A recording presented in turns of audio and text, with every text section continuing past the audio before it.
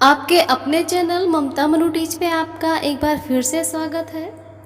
तो आज शिक्षक दिवस के सुअवसर पर मैं सभी शिक्षक और शिक्षिकाओं को ढेर सारी शुभकामनाएं देना चाहूँगी। और एक बच्चे की पहली शिक्षक उसकी माँ होती है और उसका विद्यालय, पहला विद्यालय उसका घर होता है। तो मैं अपनी माँ को इस सुअवसर पर गुरु के रूप में उन्हें ढेर सारी शुभकामनाएं देना चाहूँगी। और पूर्व उपराष्ट्रपति डॉक्टर सर्वपल्ली राधाकृष्णन, जिनका जन्म 5 सितंबर को हुआ, जिनकी वजह से ये शिक्षकों का सम्मान हो रहा है, मैं उनकी चरणों में नमन करती हूँ। ऐसा कहा जाता है, ऐसा माना है, उन्होंने खुद इस बात को कहा है कि जब लोग उनकी जन्मदिन को 5 सितंबर को उनके जन्मदिन के रूप में मनाने के लिए कहा, तो उन्होंने खुद कहा कि अगर मेरा जन्मदिन शिक्षक दिवस के रूप में मनाया जाए तो मुझे बहुत खुशी होगी। और अपने भारत में सन 1962 में पहली बार शिक्षक दिवस मनाया गया उनके कहने पे। और उनके लिए मैं कुछ चंद लाइनें बोलना चाहूँगी उनके आदर में, उनके सम्मान में, कि मुस्कुराता हुआ गया हूँ, मुस्कुराता हुआ गया हूँ, कलम अपना यहीं छोड़ गया हूँ। एक नया भारत तुम भी लिख देना, एक नया भारत तुम भी लिख देना, इतनी स्याही छोड़ गया हूँ, इतनी स्याही छोड़ गया हूँ। इस जगत में गुरु का सम्मान सर्वोपरि है, इस बात को सबने माना है। स्वयं कबीरदास जी ने भी माना है। उन्होंने कहा भी है कि गुरु गोविंद दो खड़े, काके लागू पाए, बलिहारी गुरु आपने गोविंदियो लखाए। उन्होंने खुद स्वीकार किया है कि ये स्थिति मेरे सामने आई कि मेरे गुरु और मेरे भगवान दोनों साथ में खड़े थे और मैं उस समय असमंजस में पड़ गया कि दोनों के पैर किसके पड़ूं, भगवान या फिर गुरु।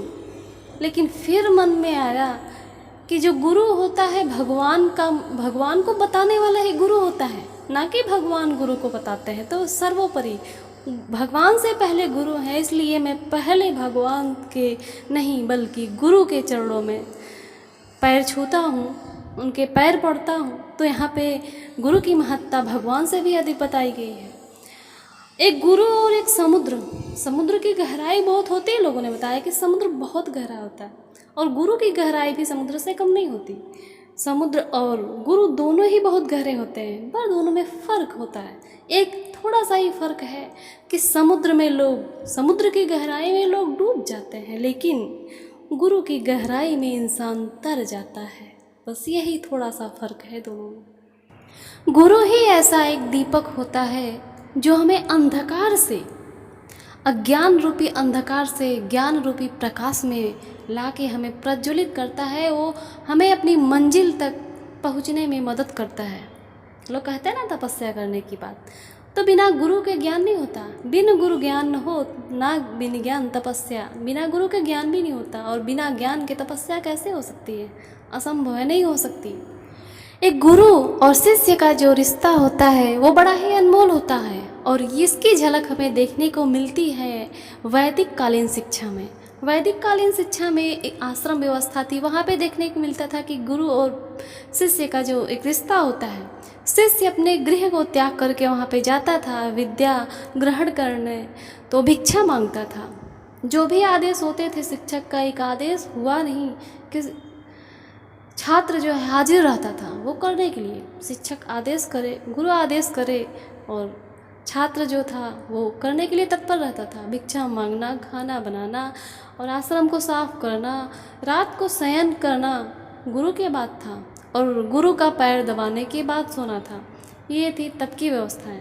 लेकिन आधुनिकता में शिक्षक भी बदलते गए, स्कूल भी बदलते गए, व्यवस्थाएं भी बदलती गई, तो छात्र भी बदलते गए। आज क्या है, शिक्षक से पढ़ते छात्र हैं, लेकिन बाद में क्या है, जब तक कॉलेज स्कूल में है तब तक तो ठीक है। बाहर निकलने पे एक शिक्षक जो है वो भी सोच के परेशान होता है कि हमारा पढ़ाया हुआ छात्र ही आज हमसे बात नहीं कर रहा।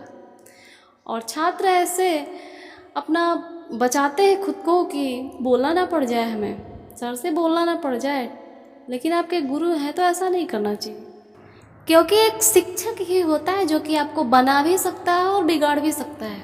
एक शिक्षक चाहे तो आपको बहुत ऊंचाइयों तक ले जा सकता है और वही चाहे तो आपको ऊंचाइयों से गिरा भी सकता है, इतनी ताकत होती है उसमें।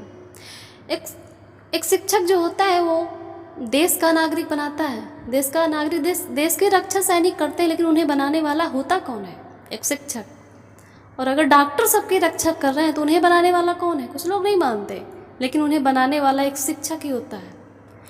यहाँ पे गुरु से तात्पर्य मेरा उन्हीं से नहीं है जो जिन्होंने आपको पढ़ाया है, जो सरकारी आपको पढ़ा रहे, जिस कॉलेज में जो सरकारी टीचर है वही शिक्षक नहीं है।